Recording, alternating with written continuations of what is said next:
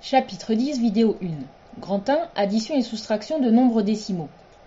Petit 1, calcul posé.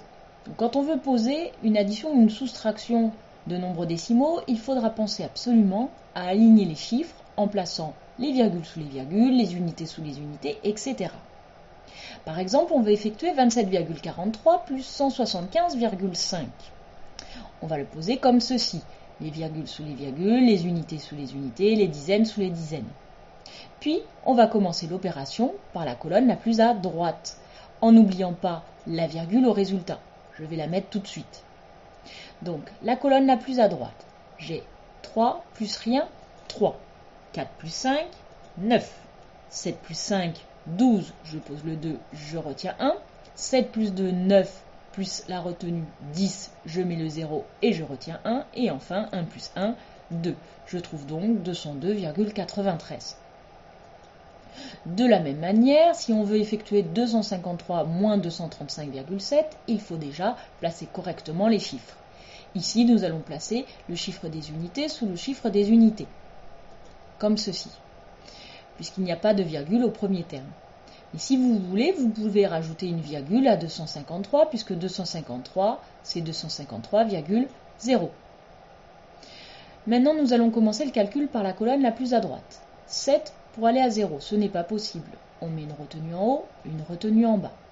7 pour aller à 10 est maintenant possible, cela fait 3. Je mets la virgule et je m'attaque au chiffre des unités.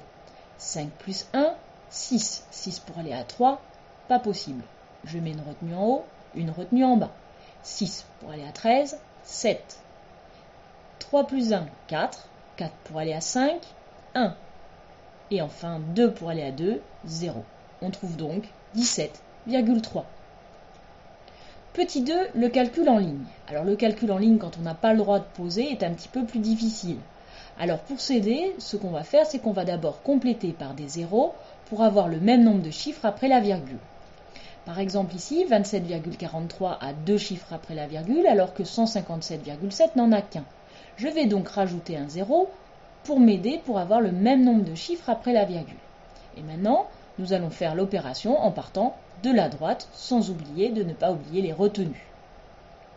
Commençons par le chiffre le plus à droite, le chiffre des centièmes. 3 plus 0, 3 centièmes. Ensuite, nous nous occupons des chiffres des dixièmes. 4 plus 7, 11.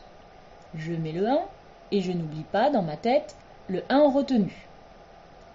Je mets la virgule et je m'occupe des chiffres des unités. 7 plus 7, 14. Et j'ai ma retenue, donc 15. Je mets le 5 et je retiens 1. Maintenant, le chiffre des dizaines. 2 plus 5, 7. Plus la retenue, 8. Et enfin, une centaine. Je la rajoute, ça nous donne 185,13. Pour la soustraction, on va faire exactement la même chose. 54,04 à 2 chiffres après la virgule, moins 23,5 qui n'en a qu'un.